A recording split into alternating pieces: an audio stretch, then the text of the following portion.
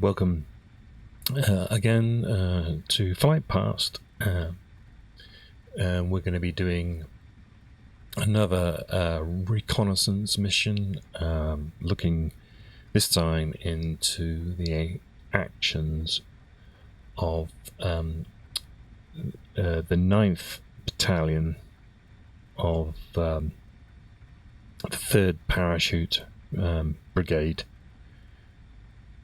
part of the 6th British Airborne Division, and their actions on D-Day. This is more famously known as the assault on the Merville Battery. This is part of Operation Tonga. And we're starting, we're here at the end of the runway at Boscombe Down in Wiltshire. And what we're going to do is we're going to fly up to a place called Warbury Hill. And when we and this will be the beginning of our chat about this this part of D-Day. So the year is 1944, and it's April. So I say we're here. We're on runway 23 at Boscombe Down, and we're going to take off. We'll turn probably to the right, and we'll head north. And we'll chat as we're flying along. So let's get into the air. I'm going to take the brakes off.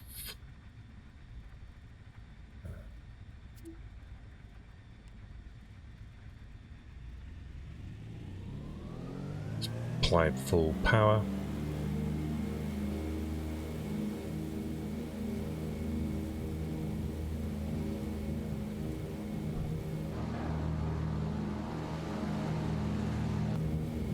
Whoa, give some rudder.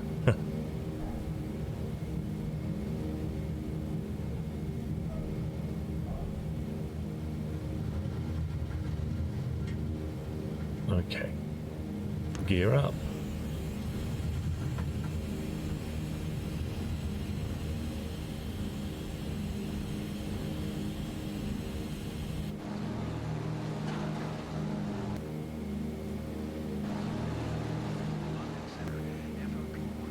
Okay, and we'll take our bank here to the right.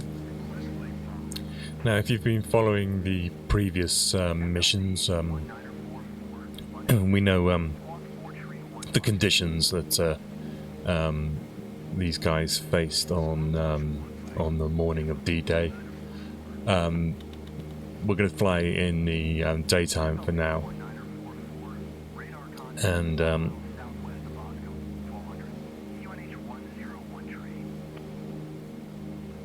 we'll change the conditions as we get over France. Now let's just I'm just going to pause here. I always find this difficult to do.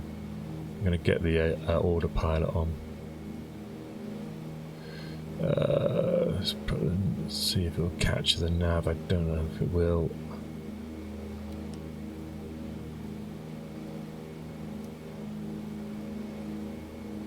Okay, we'll try that.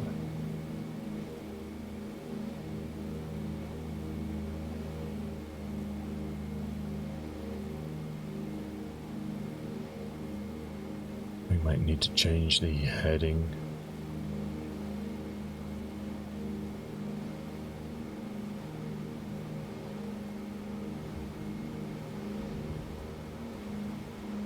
Yeah, no, we're overbanking here. Let's just fly this manually for a bit until I can get onto the magenta line.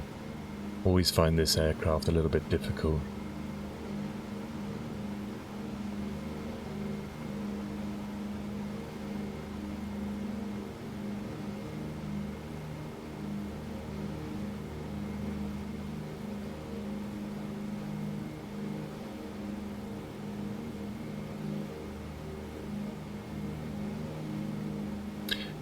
As I was been saying, the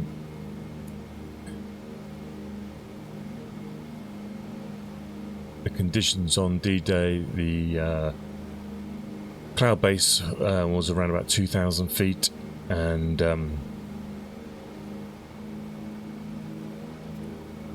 the heights of the cloud ranged probably from anything from 4,000 to 7,000 feet.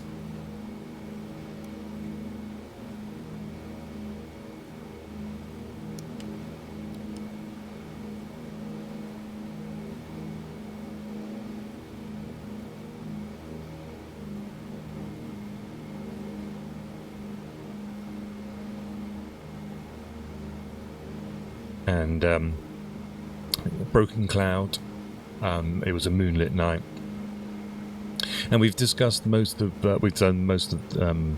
Major John Howard's capturing of the bridge at Benouville.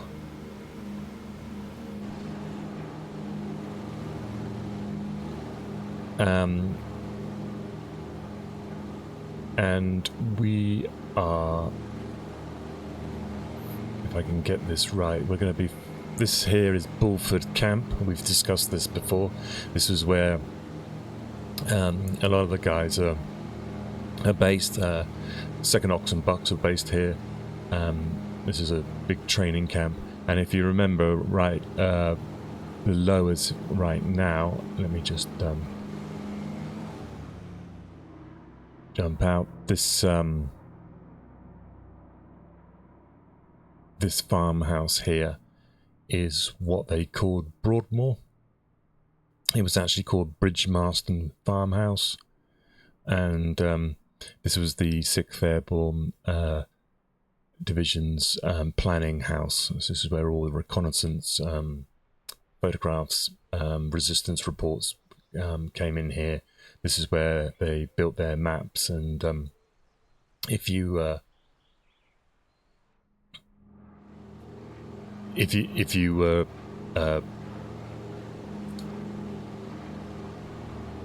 privy to the information, you were given the top secret status of bigot.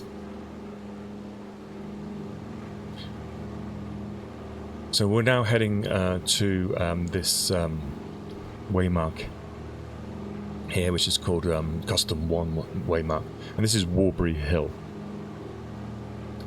So let's give you a bit of context then.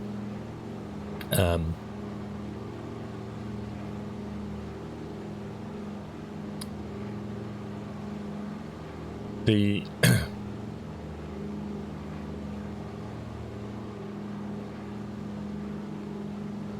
the 6th Airborne Division were tasked with securing the eastern flank of the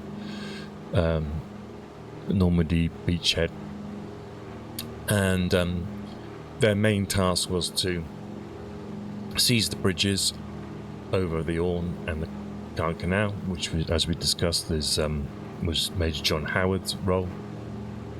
And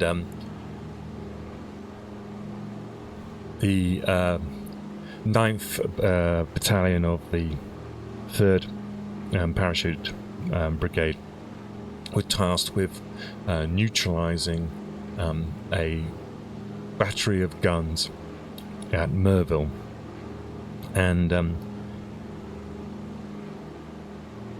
then other parts of the 6th Airborne Division were tasked with various missions, destroying bridges along the Dives and causing general chaos. But the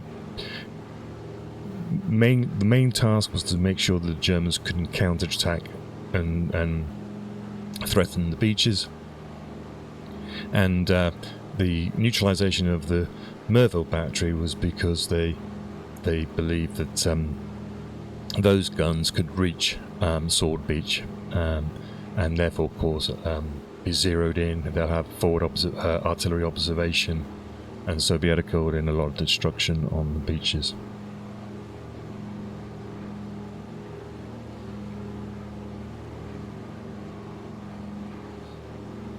Lt Col Terence Otway is the guy given the job. Let me find you a picture of this guy. Here he is. He's 29 years old. He's given command of the 9th Battalion of the 3rd Parachute Brigade. He's got 600 men under his command, supported by a troop of sappers from the 501st, the Antrim Parachute Squadron of the Royal Engineers.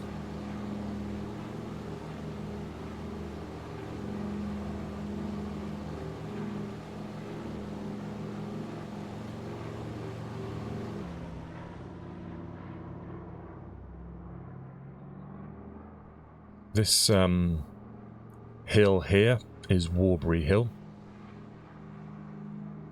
and this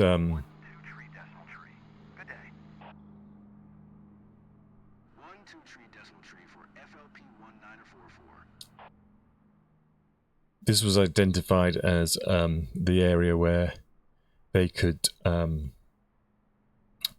practice. I believe because the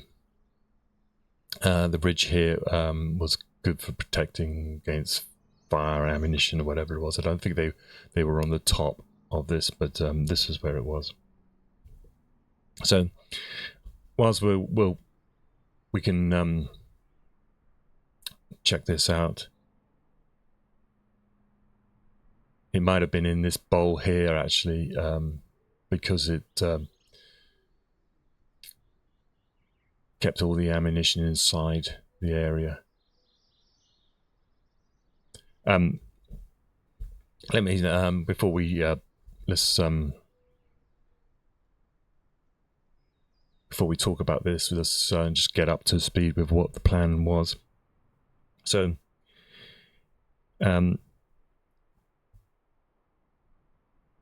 this guy Terence Otway, he's got 600 men and a troop of engineers, included with the and they will be parachute dropping into the area, dropping around the town of Merville. We'll get to that. Included with this parachute drop would be 8 Horsa gliders. 5 of those would be carrying heavy equipment such as jeeps, stores, anti-tank, ammunition, explosives, and 3 of them were carrying 50 volunteers, and their job was to actually land inside the battery as a part of a coup de main operation.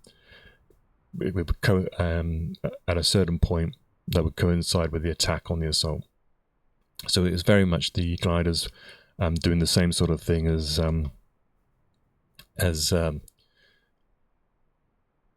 John Howard is doing at Pegasus Bridge.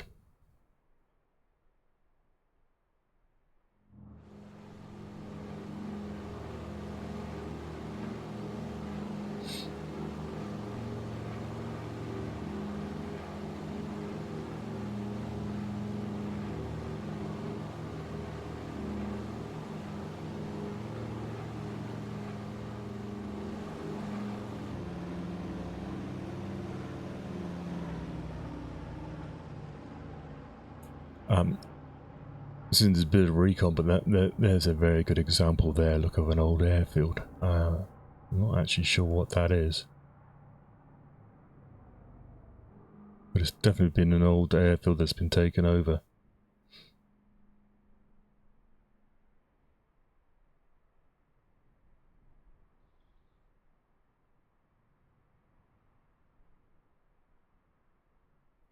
Okay, so let's move along a bit. So Otway was told at the Broadmoor farmhouse. The battery was surrounded by barbed wire, minefields, trenches. It had 4 heavy concrete gun emplacements believed to contain 150mm caliber guns, which are aimed at the beaches. We'll come to what the reality was later. The range of these 150 millimeter guns was believed to be around about 8 miles. The guns are believed to be in 6-foot concrete emplacements with steel doors, and they're covered with 12 foot of earth, so they're pretty impenetrable from the air.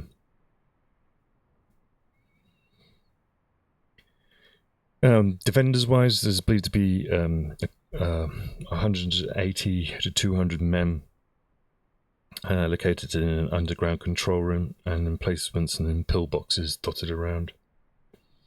And we'll get to it later, but the position is a circular position, 400 yards in diameter, surrounded by a double apron of barbed wire and a 100-yard deep minefield.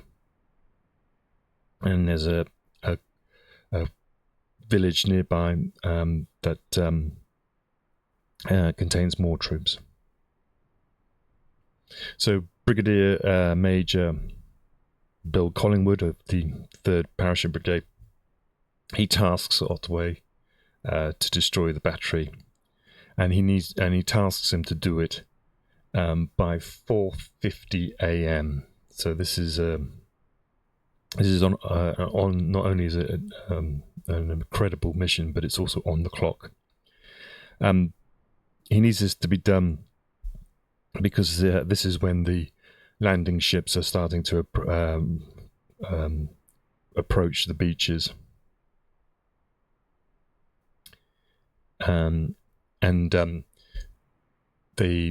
If his mission isn't carried out, then they will the naval bombard it. They're planning on being dropped at 12:20 a.m. and the nearest suitable drop zone is about 2,400 yards to the southeast.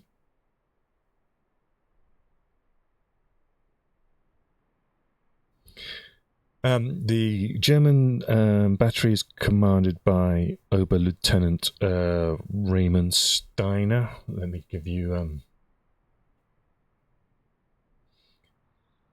who is I haven't got a picture of him. I thought I did.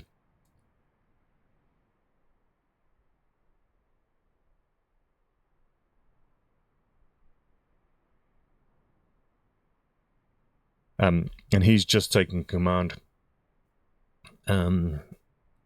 He was the previous battery commander was killed in a bombing raid, RAF bombing raid on the 19th of May. So Steiner takes command, and he's commanding the artillerymen of the 1st Battery Artillery Regiment of the 716th, which is 1716, which is part of the static 716th Infantry Division. So, why are we here? Well, like with John Howard, Otway is basically given almost carte blanche for his preparations. And he receives permission in April 1944 to recreate a full-scale replica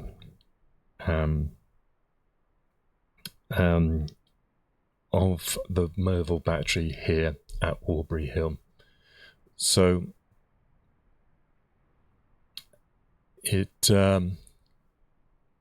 I haven't got local knowledge. I'm not absolutely sure where it was. This is Aubrey Hill here. whether it was down in this valley here or it was in this bowl here. It seems that it's not too clear. Otway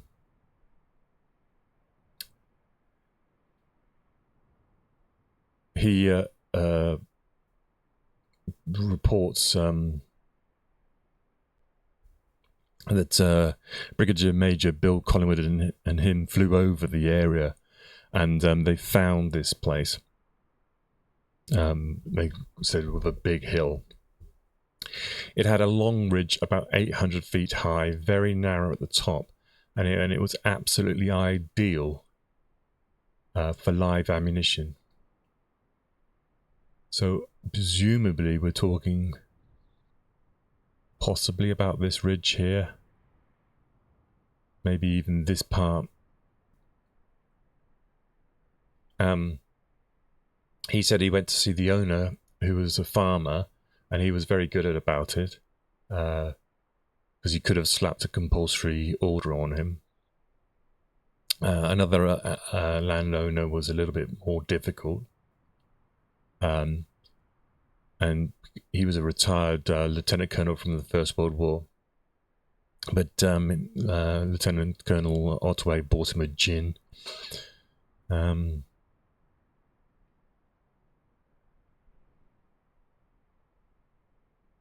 He eventually got this built.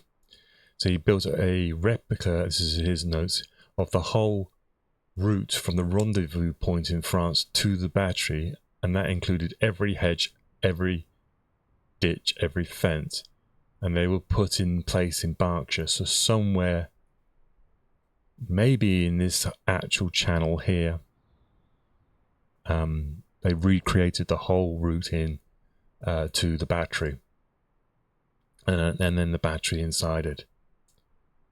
And I can't, just seeing if there's any evidence left in these satellite images of what it is we're looking for. It could be here. It might be down here. But this bowl area seems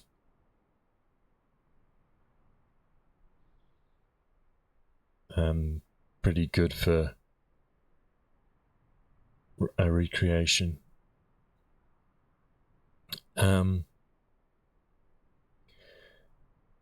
He talks about that it was vital for complete secrecy, couldn't afford any leak, and he contacts the RAF and asks for them to provide some WAFs, and they lent him a dozen of these women, and he briefed them to go into Newbury, which is local town. We're talking, I can't remember which direction it is. He wanted them to go into Newbury and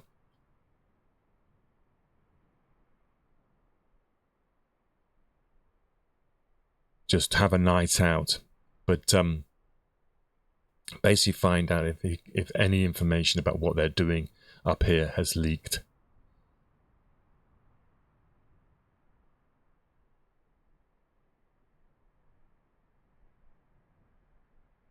So this is Warbury Hill. What we're going to do now, we'll move on. We're heading to a place that was called RAF Hartwell, and this is where the 9th Parachute Battalion leaves on D-Day.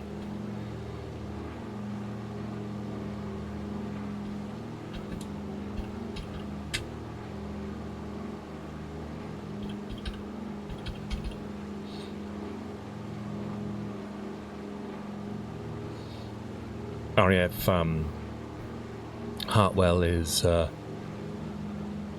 just south of Abingdon in Oxfordshire.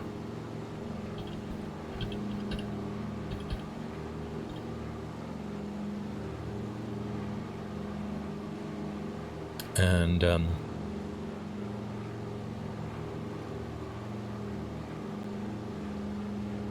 it was built in 1935.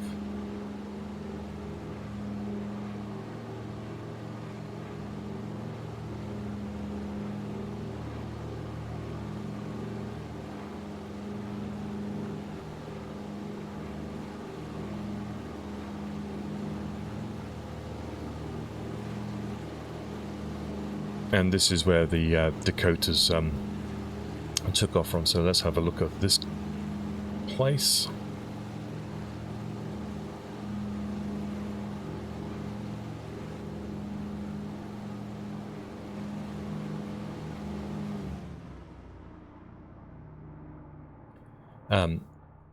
I find this place is actually really fascinating.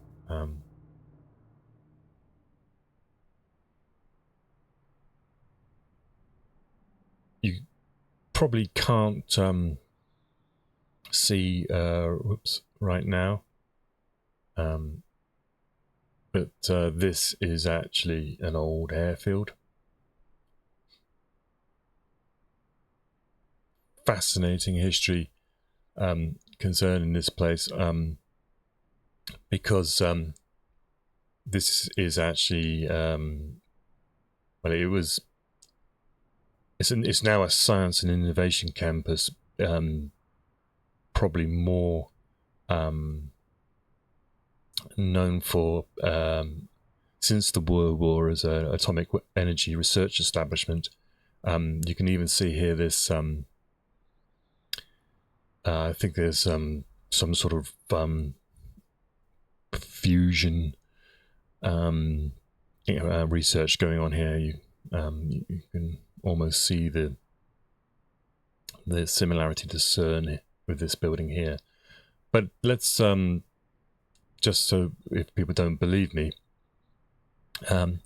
what you're actually looking at right now is the from the beginning of the road here this is an old runway, and you can see they built a car park on top of it here. But if you look here, there's almost the sort of the concrete blocks are still visible, the concrete sections of the runway.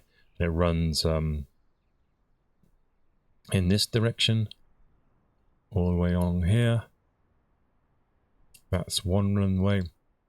And of course, typically in World War II, these airfields had 3 runways. And if we come back to this, the road that we have going straight down the middle is another runway in a more sort of east-west direction, and you can just make out the outline of the runway, but you can see it runs all the way through here to this building at the end. And there's even like a round area at the end of the runway, which is presumably where the aircraft would come along and to turn around to. And yes, there's another runway, and it's a bit of a game. I'll find it.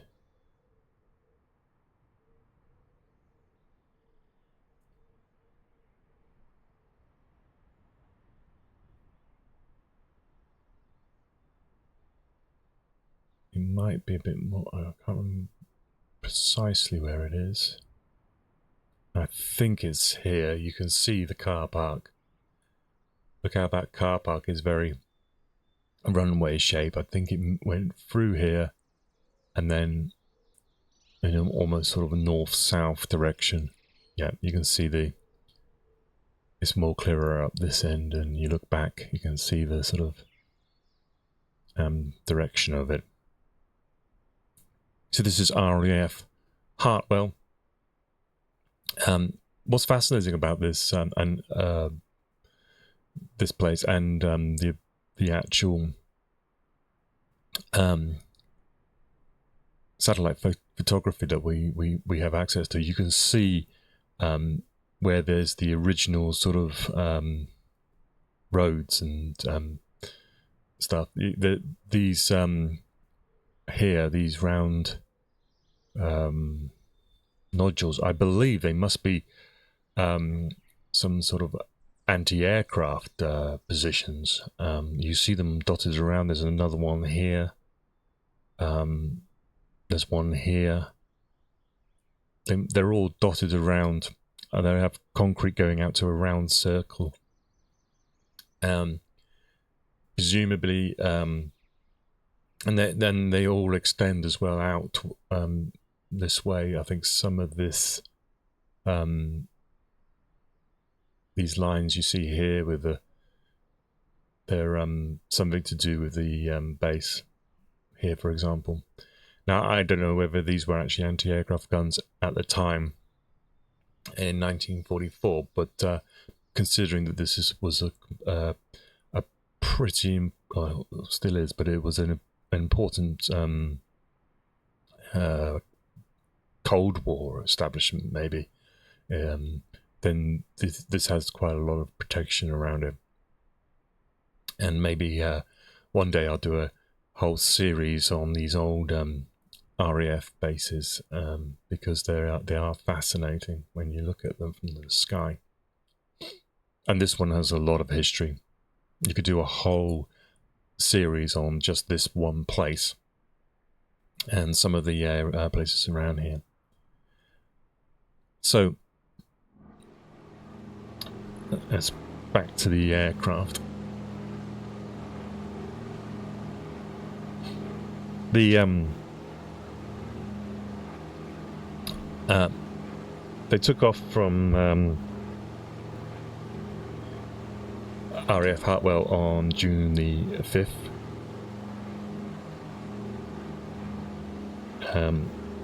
About 10 minutes past 11.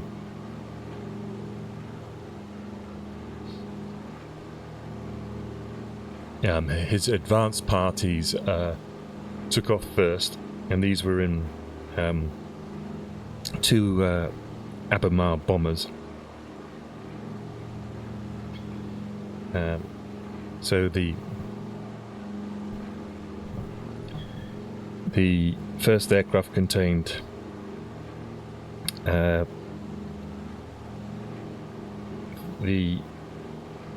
Pathfinders of Major George Smith. Let me find a picture of him.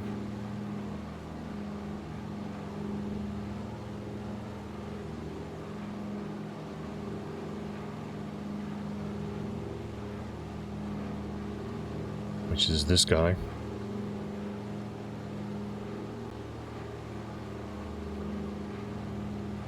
And he had with him Majors Bill Harold and George Miller.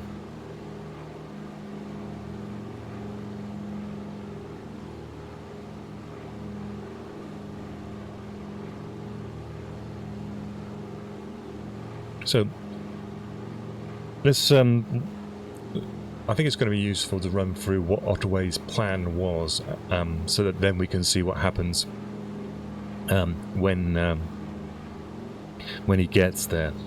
So his plan was, because the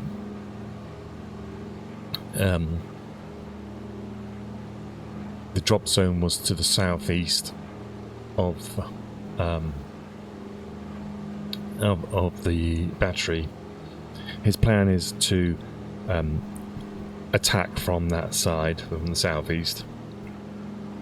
On the south side, there was a double apron barbed wire fence, and it had a 30-yard minefield with a barbed wire fence 12 to 15 foot thick. and 6 foot high. Another minefield extended 100 yards around the battery with another barbed wire fence, or barbed wire it's like a cattle fence, which was possibly electrified. At 20 past 12, it was planned that the first 7th Battalion men would drop with the Pathfinders, and this is this Major Smith I just mentioned, and they would be 12 members of the rendezvous party, and part of the battery reconnaissance party. So their job is to pathfind, set their Eureka beacons down, possibly even some light signals to guide in their Dakotas, and the battery reconnaissance party, and so they would set up the rendezvous point, and then the battery party, which would be 6 men, they would split into 2 and head immediately to the battery to conduct a study of the defences.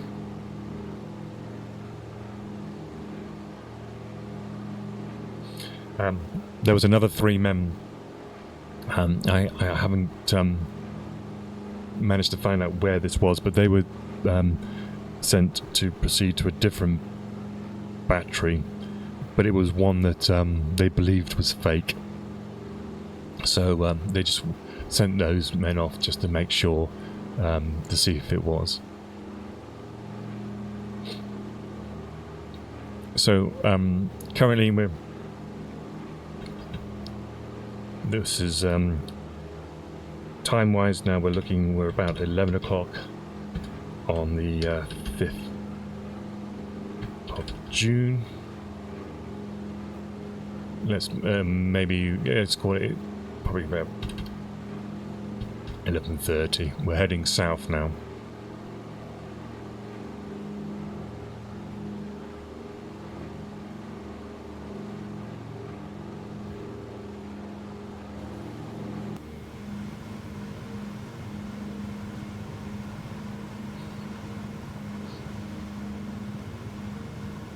Otway's plan then, and to continue 12:30.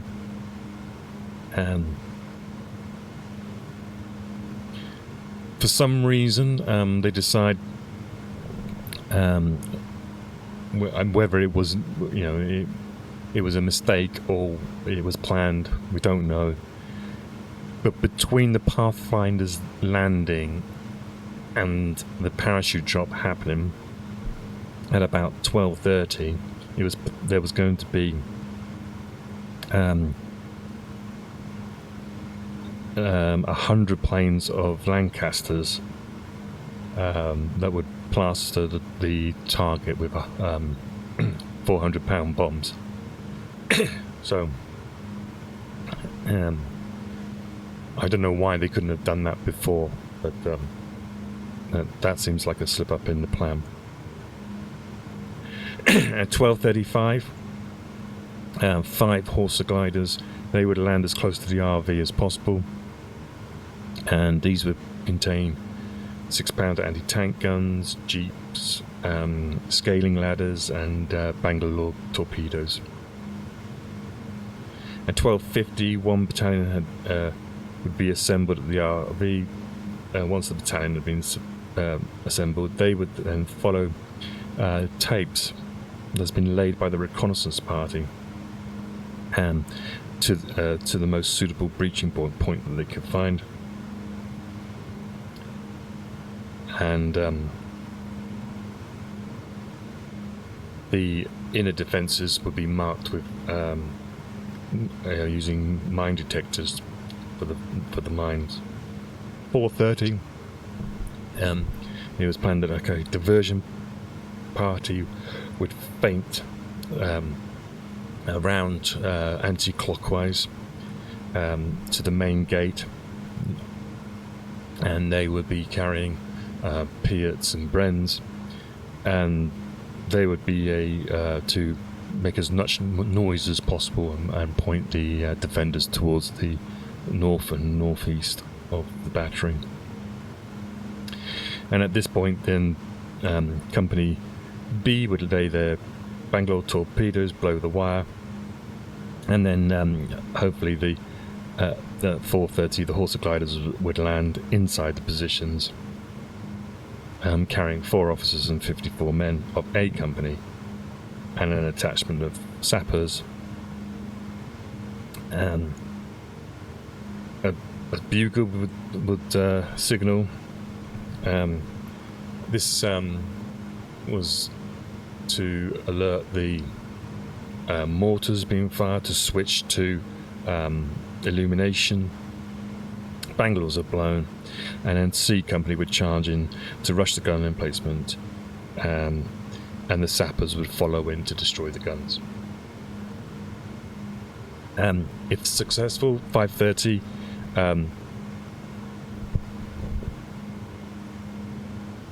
there was a naval attaché attached to the party, and they would inform HMS Arethusa, which was will be off the shore.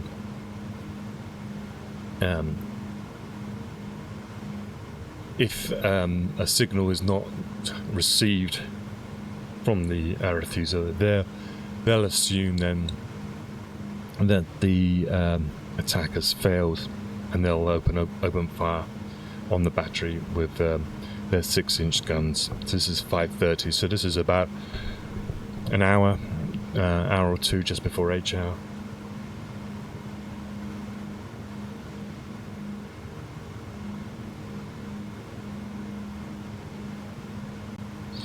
Okay, so we've flown now down. This is approaching the coast. We've talked about this entry into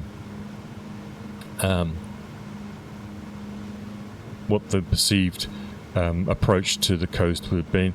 We've headed from RAF Hartwell. We're now crossing from Shoreham on the south coast, and this gives us a direct southerly flight down to our target. Right, let's just do a bit of admin here. Let's change this date then now to June. We'll change the day to a full moon day, which I believe is about the 30th. And we'll change the time to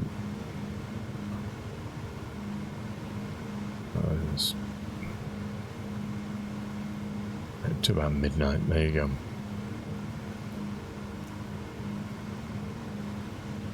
We can remove. We can turn on our panel lights. I'll take off the navigation lights, and we'll remove our beacon light. We seem to have got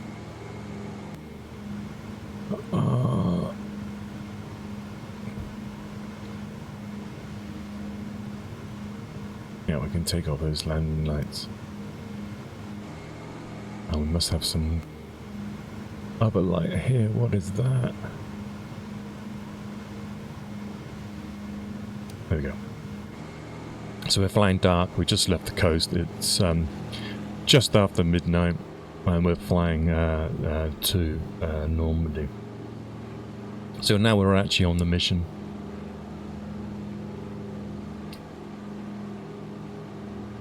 We're coming up on the 6th of June.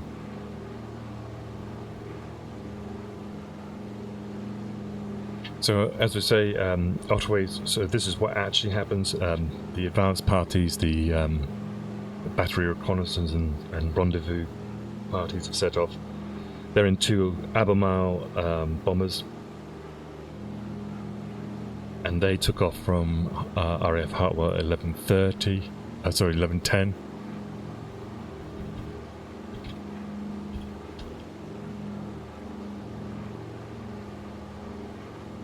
And this was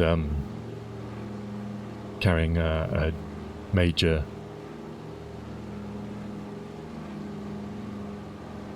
George Smith.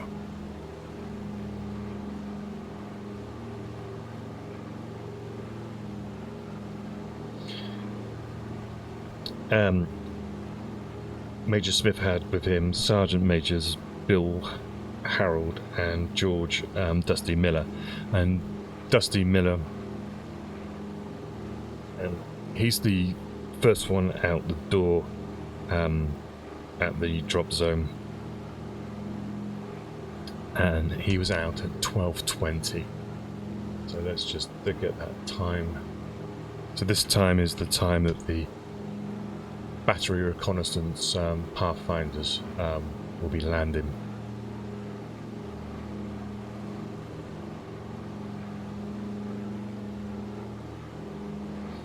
The drop zone, as I say, was 2,000 odd yards, 2,400 yards to the southeast. They land in the correct place and immediately take cover, because at 12:30 the RAF bombs the battery. In fact, what happens is that the angle of the attack on the battery means the RAF don't really do much damage to the battery, and they actually fall a little bit further to the southeast. And so the bombs are landing between them and the battery. And one of the villages, it's just called Gonville-sur-Merville, gets hit.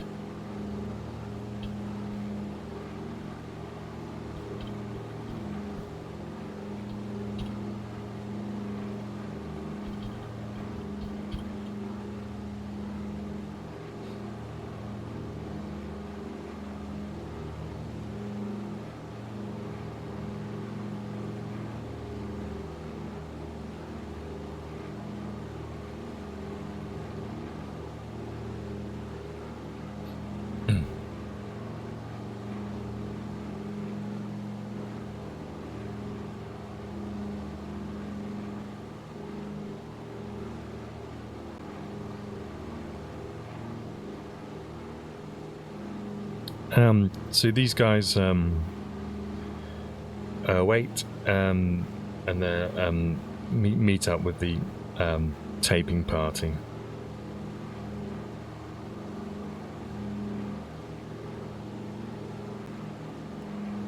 The rendezvous party was led by Major Alan Parry, and this is this guy. We've already spoken in this sequence section about his brother,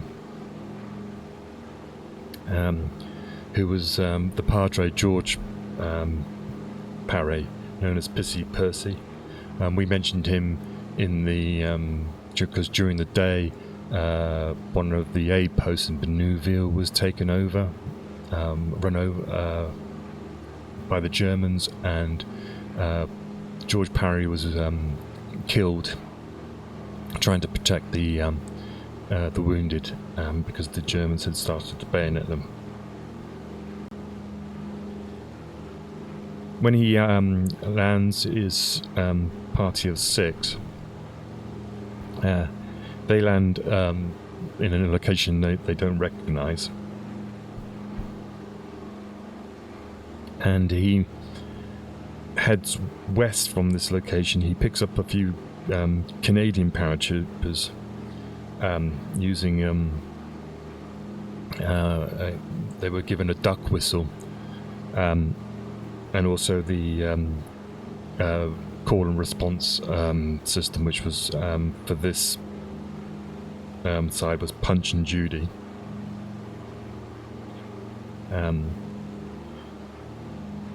And by about 1 a.m. he meets up with Lieutenant Joe Worth and Major Eddie Charlton and Captain Hal Hudson. He finds a large bushy tree on a bank in a wide ditch, and he begins signalling with his lamp for the drop from this point. So Otway, he takes off with the main party, which was 34 C47 Dakotas, which is the aircraft equivalent that I've got here. He takes off from Harwell at 11:30, and he's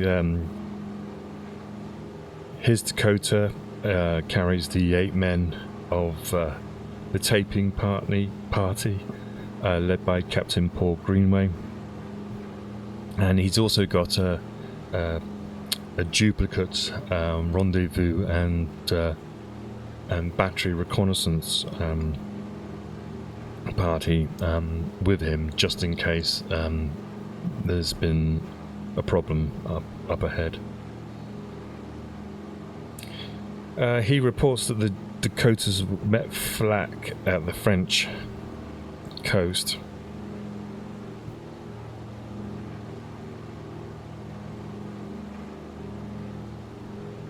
And let's see if I can find a better description of what happened on that thing. Let me see if I can find his.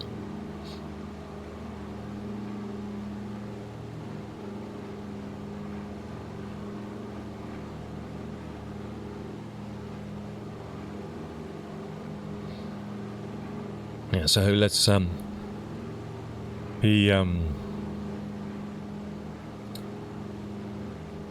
this is his words. So he was confident that the 9th Battalion was prepared for the invasion, but he did have doubts about their experience, and he says that the average age in the battalion was 20. He was 29, and the second oldest man in the battalion. So they were very young, but he was concerned that they hadn't been in action.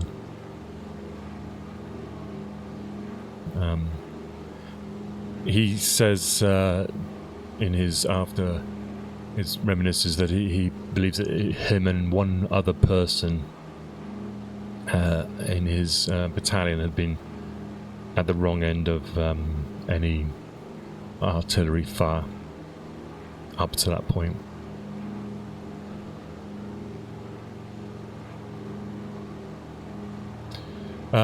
He says he was very thankful for the 24-hour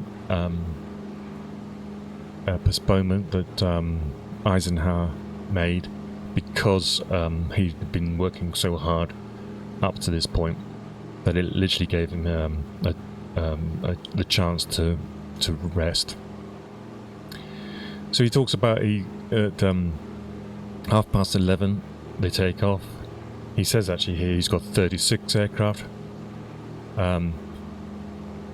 He walks down the whole line of aircraft and spoke to every captain of every aircraft, and all the troops. And he describes this journey that we're doing now, and like most of you that probably who's listening to this, he just fell asleep.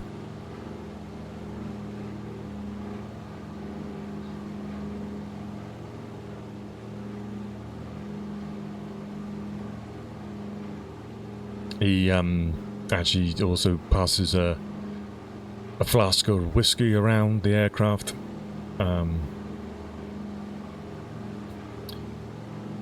And then he actually describes the approach. So there was nothing untoward until he approached the coast. He says some people said there was no anti-aircraft fire. He says yes, there was, because there was a very loud explosion by the tail of the aircraft.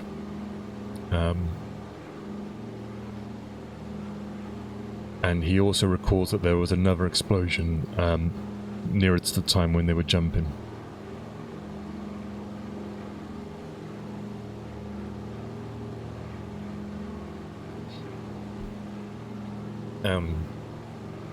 He says that when he got to the actual jump point, flak head burst very near to the aircraft, and Corporal Joe Wilson, who was Otway's Batman,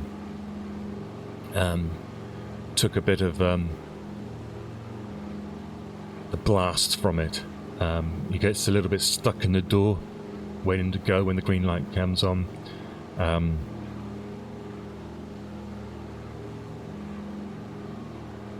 But he says he was trying to pass his bottle of whiskey or his flask of whiskey to the RAF dispatcher at the time, but the blast knocked him and the bottle out of the door. He describes when he's floating down that he is fired upon by small arms fire with incendiary bullets, which I presume he means tracers, which he says was going through his chute.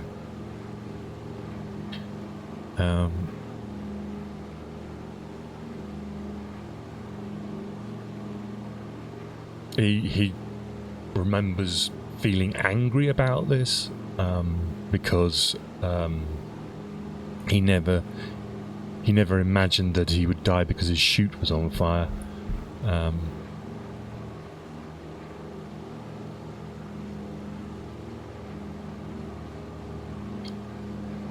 And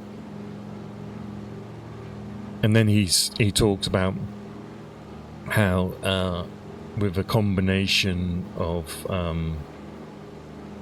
people trying to avoid the fire, you can maneuver your parachute a little bit, and winds. He says that the drop zone is scattered.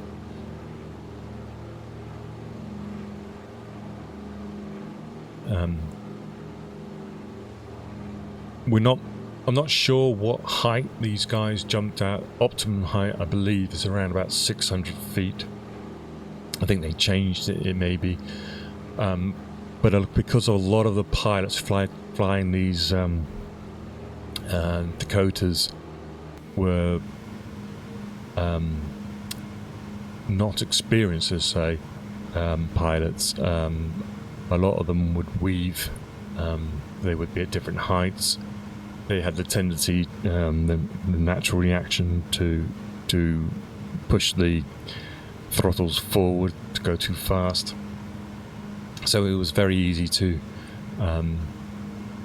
miss drop zones, follow the wrong V formations, take a cue off another aircraft if they're dropping for you to drop, be too high, be too low, off course, whatever.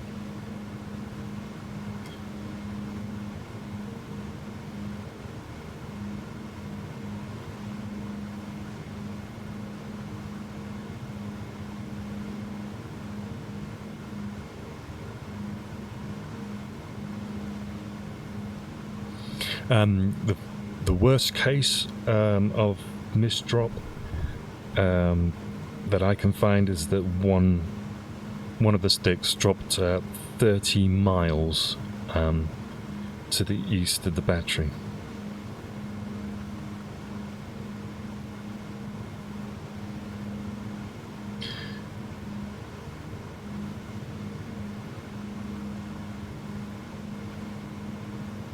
So you got to remember as well that most of the area we're going into now is dry, but Rommel had flooded the area. So even if you're scattered, you've then got to wade, through fields rather than walk through fields. So there's a lot of the 600 men that's going in. Yes, they get scattered, but it also takes them a long time to get back to the rendezvous point.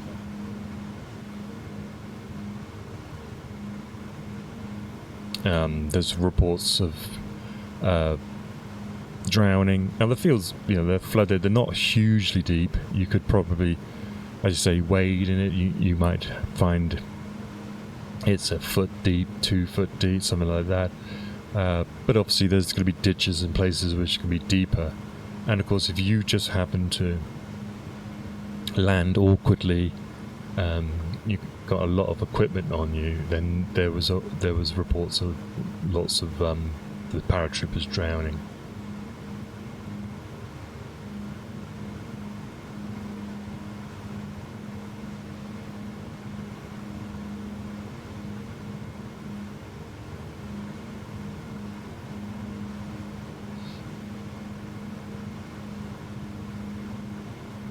He does report seeing a couple of paratroopers coming down and landing in the marshes, trying to pull them out, but their weight of their kit bags was too heavy, and they got stuck in the suction in the mud, and they couldn't get them out. So the drop itself is a very traumatic time. And of course,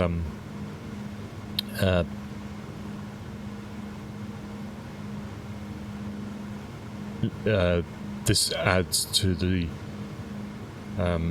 stress that is put upon this guy straight from the off.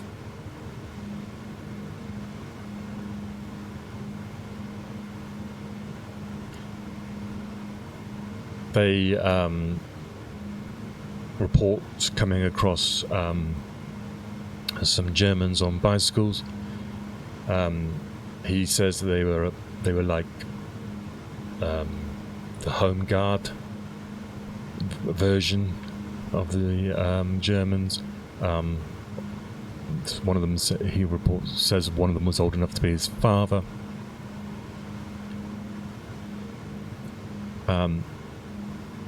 Even reports that they said to him that they were sick of the SS dressing up as paras, and please let them get back to their barracks. But Otway convinces them that he's a real British paratrooper.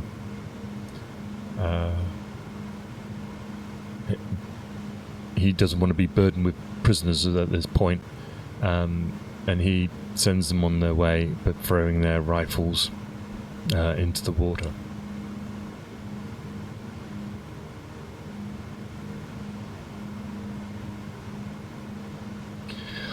So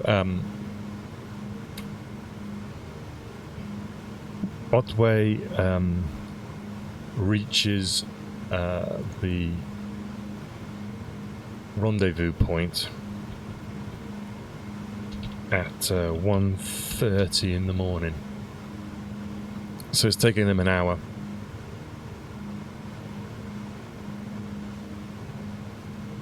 He reports that there's firing going on, but it's a bit, there's just the occasional fire going on. He's met at the rendezvous with a sapper with a broken leg. He finds his second in command, Major Eddie Charlton, and Eddie Charlton begins to tell Otway of the state of play on the drop. And of course, the news is not good.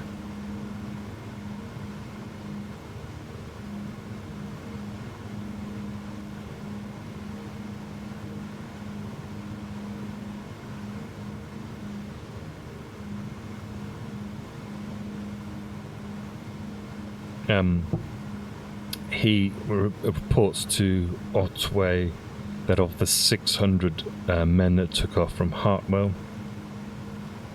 only 110 had reached the rendezvous point.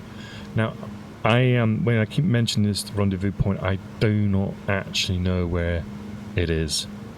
I think it's obviously somewhere between the drop zone, maybe, and the battery, but there must be something obvious. They talk about a tree in a field on a bank, so there must be something that from air reconnaissance photographs it would appear to be an obvious thing. So they've only got 110 people. They've only got they had 10 Bangalore torpedoes, but they didn't have any scaling ladders. And the very sad thing was the 5 gliders that were bringing in some of the heavy equipment.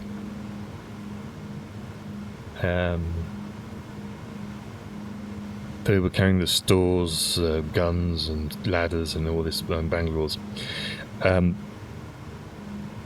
They hit a squall in the middle of the channel and didn't make it. Their tow rope snapped. They were disconnected and they were not seen again.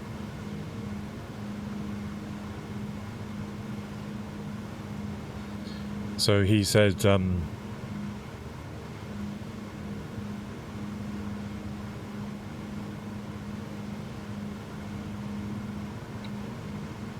I think at this point, Terence Otway is like in almost a sort of a state of shock, really. I think he's the burden of the mission now is getting even bigger, and he is starting to panic a little bit. Okay, so we are approaching our drop zone.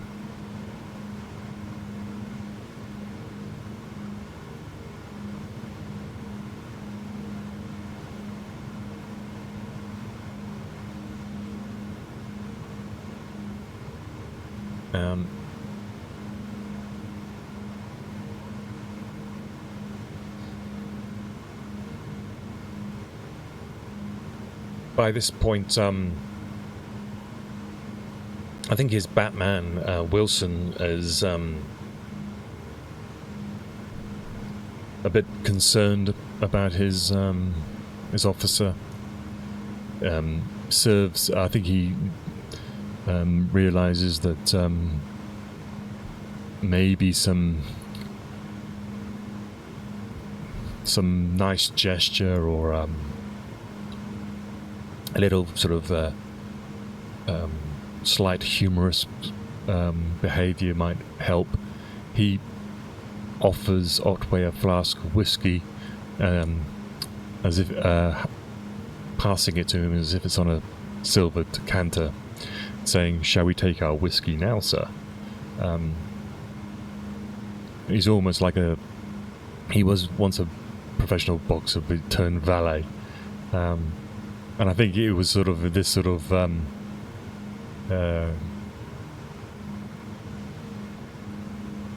this sort of slight humorous action, trying to break the sort of tension. It was sort of the thing that the Batman was very good at, taking away some of the stress of leadership and grounding the guy again, you know, making sure that he's not thinking sometimes too far ahead, that it's literally now, come on, like one step at a time, and we'll get there. Otway decides he's going to wait another 15 minutes than planned, and decides he says to Wilson as well, what am I going to do? And Wilson sort of turns to himself and says, there's only one thing you can do, sir. There's no need to ask me. And he was right. You know, they didn't have an option. They had to continue with what they had. And he goes on, Otway goes in, he says he had no radio sets working.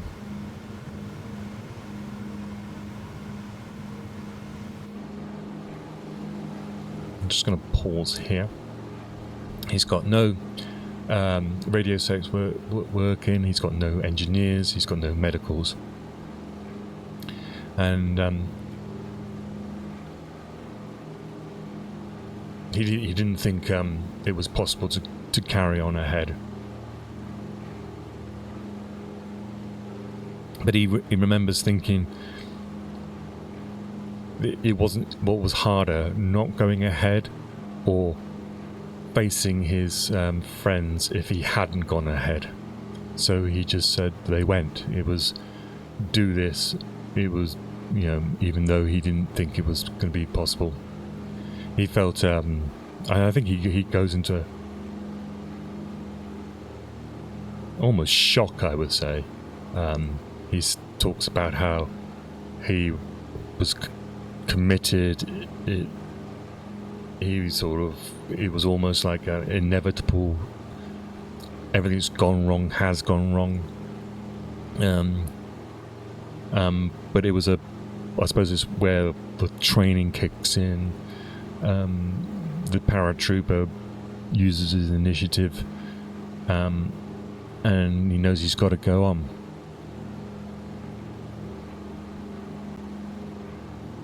And as he says, it was a question of move off or give up. And in the Parachute Regiment, giving up is not an option.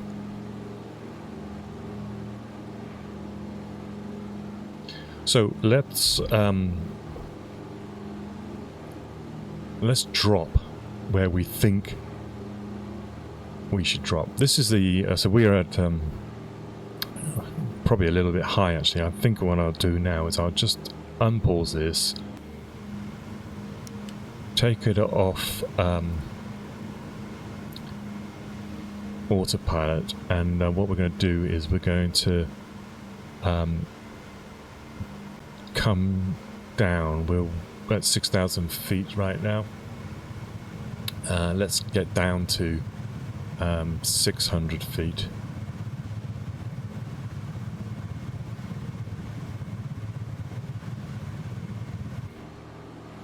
Before we cross the coast. Oh, seem to have overstressed the aircraft.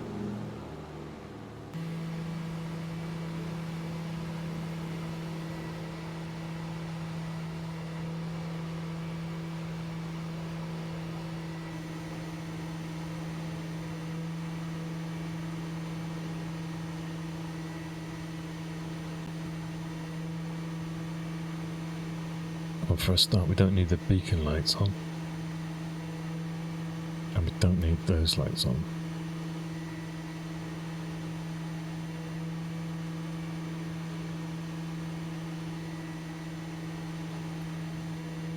And what we're going to do, we're going to try and replicate being one of these pilots. Bringing these guys in. We're going to just get ourselves down to just below 1,000 feet. Now, I'm not sure what the exact crossing point of the coast was, but I presume they would try to avoid the battery itself, flying over the battery, because then you're just alerting those guys anyway, and the battery is just beyond this these lights here. Here is Ouistreham here, so we wouldn't fly over that. And we've talked about this before, that there was between this group of lights here, which is Franceville Plage, and here, which is Cabourg, there's a gap, which I believe is that area, a dark area in between. So I assume they would use the river estuary, because the lights aren't going to be there, as a guiding point, and then take a compass bearing, maybe being able to use the river Dives, which is over here, as another point. Presume what we're also looking out for is at some point there's going to be hopefully a radio signals coming from the Eureka, which we will probably be able to pick up on our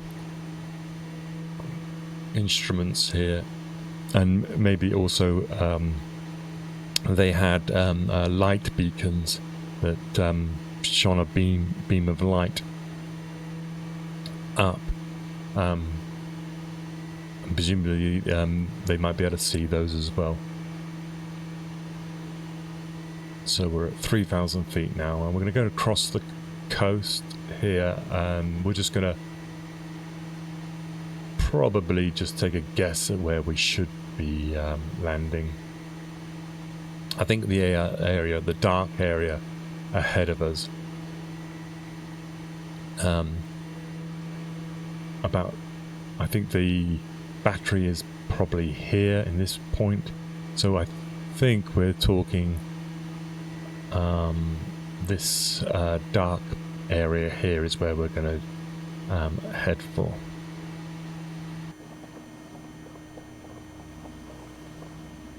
You can see the pools of water even today, showing how low the land is.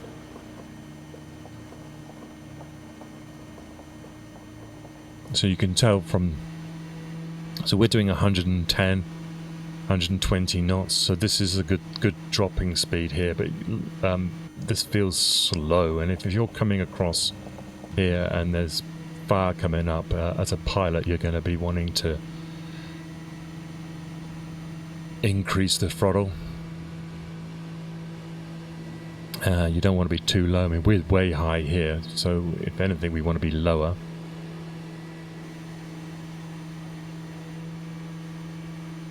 So I think we'll we need to be at least below .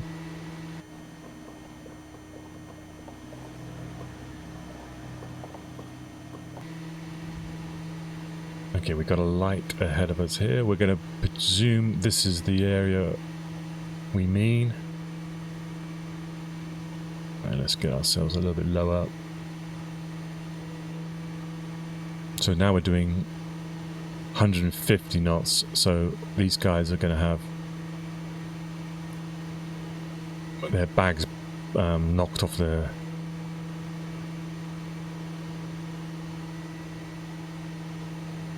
Okay, we're now 600 feet, so this is the sort of height that they'll be jumping at. 600, 700 feet. So let's have the green on light here. And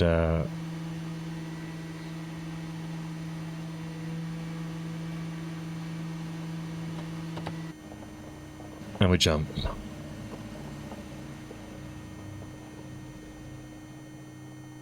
Boom, we're down.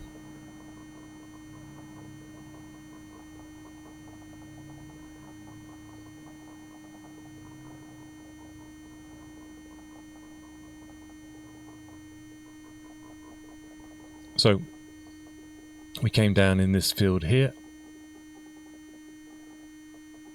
and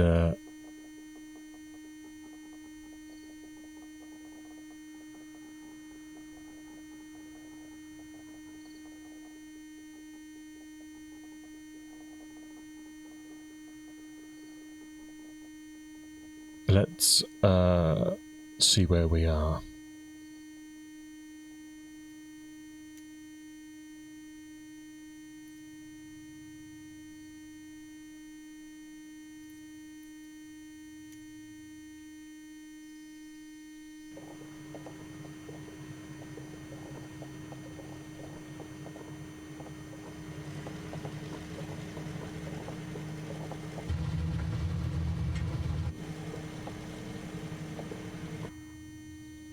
So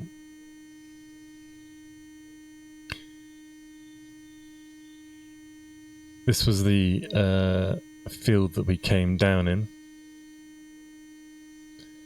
and where are we? Well, we got a church here. Gotta get rid of that beeping noise.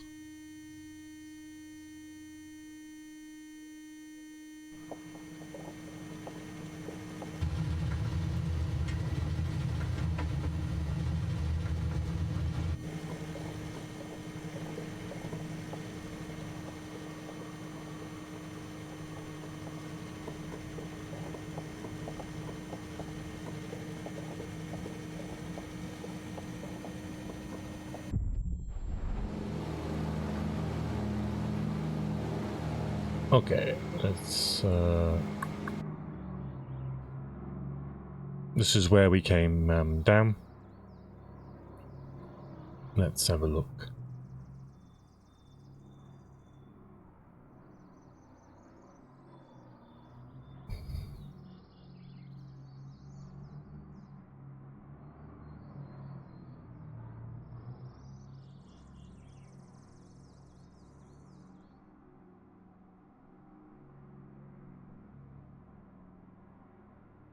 So I think we're way off target here. This is, I mean, this is quite funny actually, because we are way off target. This is the River Deeps, so we've landed off target, so it shows how easy it is.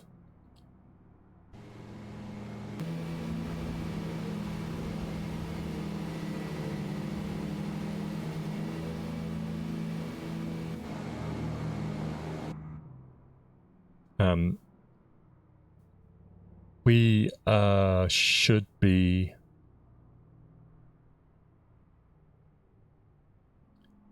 this, I believe, here is Varaville. So our drop zone was actually here. So I think this round area here was our drop zone. So we're a long way off. This is the Merville Ridge on the right, and so being this far off, we're probably 5 miles away from our drop zone, probably 10 miles from the objective. So we have become one of Otway's missing men, and they can try all they like to tab it back 10 miles once they've worked out where they are. But you're arriving here at 12:30 at night. You've got to get across enemy held territory back to the rendezvous point. You're not going to be in time probably for the assault on the battery.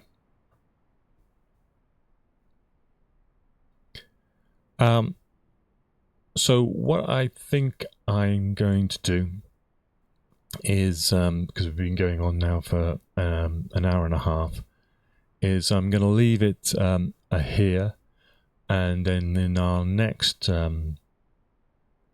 live recon, we'll then talk about the actual attack on the Merville Battery. So once again, once you get into these things, it gets a lot more detailed.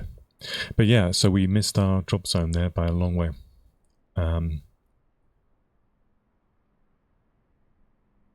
I've done several ones. I mean, we're flying as well a modern aircraft with modern guidance. I had that on autopilot all the way across.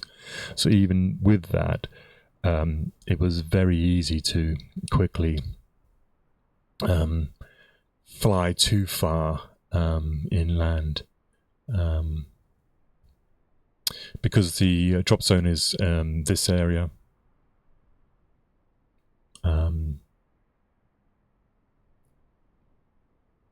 Here, it's sort of this is the area here with these big patches of fields, and the the battery is here, and presumably at some point they had a rendezvous point, which is a large tree prominently somewhere. This you know, it could be, it's difficult to say, isn't it, if you're looking at a modern landscape. But there's not many distinguishable features. I mean, you've got a church here, but this is the Merville Battery here. So we'll leave it here anyway. We've managed to drop in. We're together, but we're a long way away, and now we're yomping. We're tabbing it back from about 10 miles, and our Lieutenant Colonel is fretting because we are not with him. So on that note, I'll say thanks for watching, and I'll see you in the next one.